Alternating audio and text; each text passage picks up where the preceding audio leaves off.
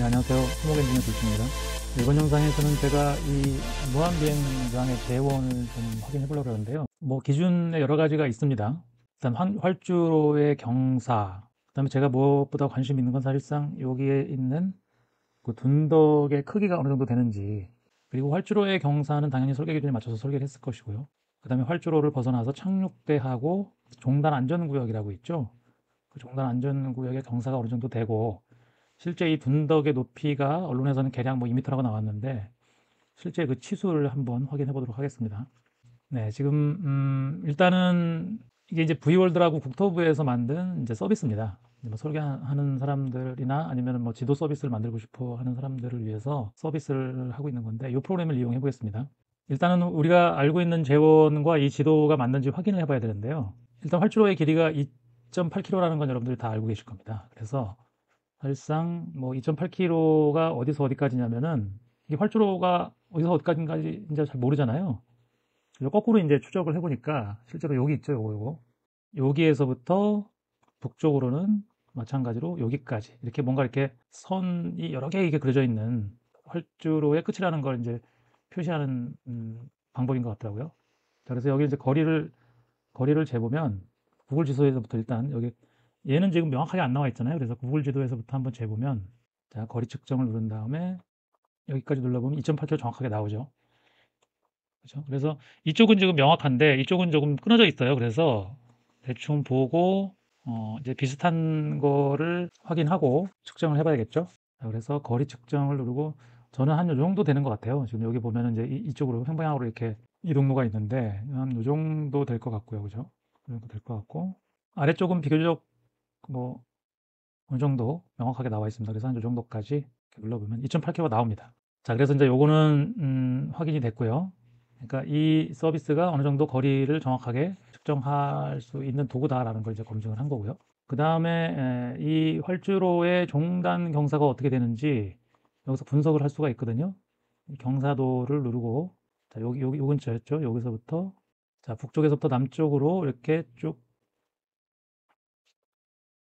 눌러보면, 자, 이렇게 쭉 내려가는 방향입니다. 근데 지금 과장이 돼서 그런데 여기가 지금 자, 15.599, 이 활주로의 끝 2.8km 위치에서 10.03이네요. 그죠?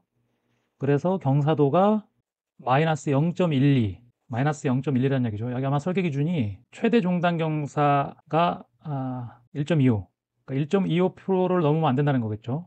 여기는 지금 분류 번호가 4번인 걸로 알고 있거든요. 자, 그래서 종단 경사는 거의 0.12%면 조금씩 이제 이 측정하는 그 정밀도에 따라서 조금 왔다 갔다 하긴 하는데, 전반적으로 실제로 10.03 적어볼까요? 오차가 있을 수밖에 없죠. 그래서 예를 들어서 활주로 북측 엘리베이션이 아까 15.59, 15.59, 그 다음에 활주로 남측 EL이 10.03, 10.03. 그럼 차이가 얼마인가요? 그럼 차이가 EL 엘리베이션 차가 5.56이네요. 그죠? 5.56, 5.56m가 되는 거죠. 그러면은 경사는 퍼센테이지로 5.56 나누기 2800m는 얼마인가요? 계산기 두드려 볼까요? 5.56 나누기 2800m. 0.2%네요. 0.2%는 0.01, 0.0019니까, 그죠? 이거는 곧 0.2%죠. 198 어쩌고저쩌고 가니까 반올림하면 0.2%. 거의 평지나 다름없죠. 자, 그러면 이제 다시 구글 지도를 띄고, 이게 여기에 지금 로컬라이저가 있잖아요. 그래서 여기서 한번 찍어보면은, 구글에서 한번 거리 재볼게요. 여기가 로컬라이저 위치까지 찍어보면 약 266m, 265.5. 활주로 남측 끝에서 로컬라이저 센터까지, 로컬라이저 센터까지가 265.5, 265.5 돼 있죠. 자, 여기서는 지금 로컬라이저 위치가 안 보이다 보니까 여기서 측정을 할 수는 없고요. 자, 그러면 여기서는 저희는 요 끝까지 한번 그 경사도하고 거리를 한번 재보겠습니다. 자, 여기가 활주로 끝이고요. 그다음에 여기가 이제 비행장 경계까지죠. 찍어보고 경사도를 보면, 자, 활주로까지가 0.2%였는데 활주로가 지나가고 나서는 경사가 이제 심해지는데 1%까지 나오네요. 이렇게 1%까지가 나오는데, 요게 지금 여기가 로컬라이저가 있는 위치인 것 같아요. 아까 267m?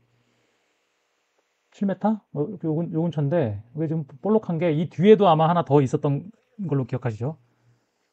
그 뒤에도 그 조명타워인가 뭔가를 세우기 위해서 조그만 둔덕이 하나 더 있었어요. 아마 그게 이거 보이는 것 같고, 그죠? 근데 실제로 요게 둔덕으로 봐야 되는데, 자, 보시죠. 요게 경사가 하향으로 이렇게 되는 게 과장된 겁니다. 이거는 지금 거리보다 이게 높이를 이렇게 확대를 한 거예요. 자, 보면은 여기서 이렇게 내려와서 여기가 이제 얼마냐가 중요한 거잖아요. 그죠? 여기가 249m 위치 정도가 7.7m네요. 고도가 7.7m. 275m 위치가 예리, 자, 활주로 남쪽 끝에서 275m 맞나요? 249m. 요거죠. 이게 지금 키로니까 0.249가 249m입니다. 249m 위치가 고도가 7.77. 7.77. 그 다음에 제일 높은 곳이, 그러니까 이게 그 우리가 이제 커브 피팅이라고 그러는데 어떤 점들을 얘가 측정했거든요. 이게 DEM이라고 해갖고 이제 엘리베이션을 얘가 다 가지고 있어요. 이게 이제 항공 측량 같은 걸 하면은 높이를 측정할 수가 있거든요. 이제 그 측량학 시간에 그게 나오는데, 이제 사진을 찍어갖고 그 사진과의 차이나 이런 걸 가지고 높이를 측정을 할 수 있습니다. 뭐 요즘에는 뭐 전자장비도 있지만 아무튼 높이를 측정을 해서 그걸 얘가 가지고 있는데, 각 점, 내가 원하는 점에 다 갖고 있는 게 아니잖아요. 그래서 그걸 이제 보관을 합니다. 보관을 해가지고 구하다 보니까 어느 점에서 있으면 요걸 얘가 스무스한 곡선으로 만들려고 일부러 자기가 어떤 점들을 다 통과하는 어떤 곡선을 만들어요. 곡선식을 커브 피팅이라고 하죠. 그렇게 되면 이제 이게 실제보다는 더 올라갈 수도 있고 내려갈 수도 있습니다. 이렇게 이제 요런 경우 여기에 점이 있고 점 값이 있고, 예를 들어서 여기에 점 값이 있다 그러면은, 그죠? 이렇게 여기 맞춰서 올라가다 보면 이렇게 연속되게 하려다 보니까 이렇게 더 밑으로 내려갔다 올라가잖아요. 그죠? 이제 여기 보면은 아무튼 요즘에서는 이 엘리베이션이 맞다는 얘기죠. 자, 그러면 여기는 어떻게 되는 건가요? 9.19, 9.19입니다. 자, 275m 위치하고의 가운데가 9.19, 9.19. 275하고 249 사이는 평균하면 되죠. 275하고 249 더한 다음에 나누기 하면은 262네요. 그죠? 262m 위치에서 9.19였다는 얘기죠. 그 다음에 거는 뭐 별로 관심 없죠. 여기 이제 뒤에 있는 볼록한 그 한 개 더 있는 거, 이거는 관심이 없고. 그러면은 7.77에서 9.19를 빼면 9.19 빼기 7.77. 1.42. 1.42밖에, 42m밖에 안 나오네요. 여기 뭐 좀 이상한데요. 자, 그러면 요거를 다른 데를 측정해 볼게요. 제가 조금 위치를 바꿔서 이렇게 측정해 보겠습니다. 이것도 7.77, 9.17 맞네요. 내가 저번에 측정했을 때 이렇게 안 나왔었거든요. 자, 활주로 끝에서부터 경계까지 이렇게 찍어보면 여기가 7.7이고 제일 높은 데가 9.88이죠. 9.88, 9.88. 그다음에 그렇고 지나가면 더 떨어지죠. 자, 요 지점도 7.77이 아니라 7.0이네요. 7.7이네요. 자, 그러면은 9.88에서 7.70 하면은 2.18m네요. 차이가, H는 2.18.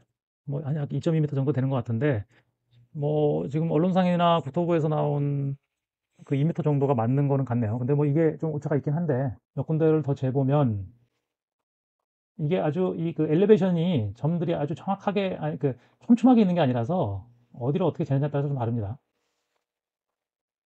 9.78, 7점 거의 비슷하죠. 자, 그다음에 요번에는 좀 횡단으로 한번 재볼게요. 횡단으로. 이 폭이 얼마나 되는지. 이게 위치가 좀 애매한데 옆에 구글 지도를 보면서 해야겠죠. 알 수가 없네요. 그죠? 그래서 제가 적당히 적당한 곳에서 한번 제가 그려보겠습니다. 이거 둔덕이 좀 올라온 게 보이죠? 근데 아까 9.78 이렇게 나왔는데 아마 이게 어딜 지나간 것 같아요. 그죠? 낮은 쪽이 지금 찍힌 것 같죠? 아닌 것 같고 이번엔 조금 제가 요 하얀 거 요거를 기준으로 좀 해보고 있는 거예요. 이렇게 보면 이거 7.6 안 되네요. 보이네요. 그죠? 9.17 얘도 조금 그 위치를 벗어난 것 같아요. 그죠? 그러니까 조금 밑으로 더 내려와야 되나? 더 내려와야 되나 보네요. 이걸 보면서 조금 더 내려와야 되나 보다. 자, 9.7 정도가 나오는 데를 뭐 이 위치를 찾기는 쉽지 않네요. 잘 안 보이다 보니까. 아무튼 이렇게 둔덕이 이렇게 있다는 거를 알게 됐고, 이게 지금 종단 안전구역, 그러니까 착륙대가 60m라고 했고요. 60m면 한 이 정도 되겠네요. 그죠? 그 다음에 종단 안전구역에도 그 경사 규정이 있는 것 같더라고요. 종단 안전구역 쪽에 경사는 지금 한 1몇 프로 정도 되는 것 같죠. 왔다 갔다 하는 거 보니까 1%에서 1몇 프로 되는 것 같은데 종단 안전구역의 경사 규정을 보면 착륙대 나오고 착륙대 60m 이상이 돼야 되고 활주로 종단 안전구역 설치 나오죠. 활주로 종단 안전구역의 크기 이게 좀 애매해요. 이게 보면은 이게 90m 이상이 돼야 된다고 이렇게 써 있단 말이죠. 그 다음에 요 밑에 가면은 착륙대의 종단에서부터 가능한 다음 거리로 이상으로 확장돼야 된다. 그러니까 최소가 90이고 가능하면 이게 하나다. 그러니까 레코멘드 그 외국 기준을 보면 레코멘데이션이라고 되어 있거든요. 권고안이라는 얘기죠. 말하자면 우리나라 말하자면. 이 비행장은 무한 비행장은 지금 분류번호 3, 4에 해당하거든요. 그러니까 240m가 필요한 거죠. 그래서 아마 이 제동 시스템은 그 우리 항공모함에서 이게 비행기 낚아채는 거 있잖아요. 이렇게 로프 같은 걸로 잡아매잖아요. 뭐 아마 그런 걸 얘기하는 것 같아요. 그래서 뭐 그런 종류들, 그래서 아무튼 뭔가 잡아줄 수 있는 그런 종류들이죠. 그런 것들이 설치된 경우에는 감소된 길이로 할 수 있다. 좀 줄일 수 있다는 얘기겠죠. 그 다음에 정밀 접근 활주로의 경우, 그러니까 무항공항은 정밀 접근 활주로거든요. 근데 이게 논란이 되는 건데 경우에는 방위각 제공시설, 로컬라이저죠. 로컬라이저가 설치되는 지점까지 활주로 종단 안전구역을 연장하여야 하며 비정밀 및 비계기 활주로로서 저렇게 돼 있죠. 아무튼 종단 안전구역을 로컬라이저까지 연장해야 된다는 얘기죠. 근데 이제 로컬라이저가 거기에 포함되느냐 안 되느냐 요거 가지고 이제 국토부하고 지금 언론들하고 이제 말싸움을 하고 있는 거죠. 언론에서는 그럼 로컬라이저도 종단 안전구역에 포함되는 거 아니냐. 예를 들어서 1부터 10까지면 10은 포함되는 거지. 로컬라이저가 왜 종단 안전구역 바뀌냐. 뭐 이런 식으로 지금 언론하고 이제 말싸움을 벌이고 있는 건데. 자, 그다음에 활주로 종단 안전구역의 경사도입니다. 활주로 종단 안전구역의 경사도는 활주로 종단 안전구역의 어떠한 부분이라도 진입 표면을 침범하지 않도록 하여야 하며 다음 기준을 충족하여야 한다. 활주로 종단 안전구역의 종단 경사도는 다음과 같이 해야 된다. 활주로 종단 안전구역의 종단 경사도는 하향 경사도가 5%를 초과하지 않도록 해야 된다. 활주로 종단 안전구역의 횡단 경사도, 횡단 경사도도 이제 규정이 있네요, 그죠? 아무튼 5%니까 아까 우리 경사도 검토할 때 한 1점 몇 프로 왔다 갔다 했잖아요. 그러니까 이제 이 규정은 만족하는 걸로 보여집니다. 아무튼 이 종단 안전구역이 어차피 이 종단 안전구역을 만드는 이유가 이거거든요. 활주로 종단 안전구역에는 항공기가 활주로 이전에 착륙하거나 과주, 그러니까 오버런이죠. 과주한 경우를 위하여 장애물이 제거된 정지 지역을 설치해야 된다. 장애물이 제거된 정지 지역을 설치해야 된다. 그러니까 로컬라이저도 당연히 이제 종단 안전구역에 포함된다고 하면은 그것도 이제 부러지기 쉬운 구조로 해야 된다. 뭐 이런 뜻이겠죠. 자, 아무튼 종단 안전구역의 경사도는 만족하는 걸로 보입니다. 자, 이제 그 다음에 이 로컬라이저의 폭을 한번 검토를 해봐야 되는데 그 좀 보이진 않지만 거리 측정을 해보면 좀 애매하네요, 그죠? 한 40m 왔다 갔다 하는 것 같아요. 그래서 요거는 제가 조금 더 디테일하게 볼 수 있는 다른 프로그램으로 한번 측정을 해보겠습니다. 자, 요게 이제 둔덕이 어떻게 됐냐면은 여기가 이제 땅이죠. 여기가 땅이고 여기 이제 여기가 원지반이고 이만큼을 쌓아 올린 거거든요. 이렇게. 그리고 여기도 요거 뭔지 모르겠는데 아무튼 뭘 설치하기 위해서 얘도 높였어요. 그래서 아까 우리가 종단 검토할 때 하나 더 나온 게 요겁니다. 요건 조금 더 낮은가 봐요. 그래서 요거를 기준으로 한번 거리를 측정해 보겠습니다. 거리 재기를 해보면 41.98. 요거는 그러면은 어떻게 봐야 되나요, 이거는? 42m로 봐야 되겠죠? 42m로 보는 게 맞는 것 같아요, 그죠? 네, 지금 이 사진이 찍힌 게 언제냐면은 완전 콘크리트로 이렇게 딱 씌워져 있죠, 그죠? 그런 거 보면은 이게 지금 올해, 작년이죠. 2024년 9월 30일 날 찍힌 거고요. 요거를 시간을 다르게 바꿔볼 수도 있을 것 같은데요. 과거 이미지를 체크하면 이게 나오는데 과거 이미지를 한번 보겠습니다. 2013년 예를 들어서 2014년은 좀 밤에 찍혔나? 옛날 것들은 그렇게 화질이 좋지가 않네요. 아니면 현재 거 빼고 나머지는 화질을 일부러 안 좋은 걸로 올려놓은 건가? 이제 빛의 각도나 이런 것에 따라서 요거는 2021년이니까 그 더 씌우기 그 콘크리트 상판 더 씌우기 공사를 하기 전인 것 같죠? 2022년 게 있네요.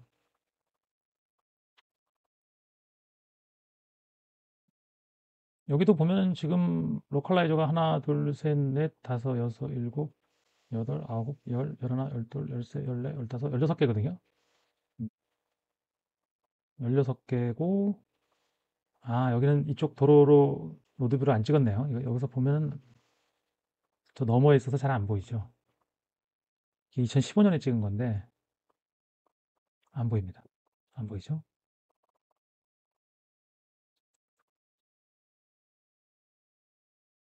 안 보이고, 여기서 한번 볼까요? 여기서? 이것도 2015년이네요. 뒤쪽에 하나 더 있는 거 보이시죠? 네, 줌이 더 이상 안 되기 때문에 자세히 보이진 않네요. 측정은 다 됐고요. 요걸 가지고 제가 뭘 해보려고 그러냐면은 무게입니다, 무게. 우리 엔지니어들은 이제 정량적인 걸로 검토를 해야 되기 때문에 이 흙과 이 콘크리트의 전체 무게를 한번 계산을 할 거고요. 그 다음에 비행기의 무게는 뭐 당연히 나와 있습니다. 그래서 그 두 개가 충돌했을 때 어떤 일이 벌어지는지, 그 다음에 그러니까 둔덕이 흙만으로 돼 있을 때, 그 다음에 벽이 있을 때, 그 다음에 또 작년에 벽을 일부 철거하고 이 콘크리트로 이제 위에 씌웠다고 그랬잖아요.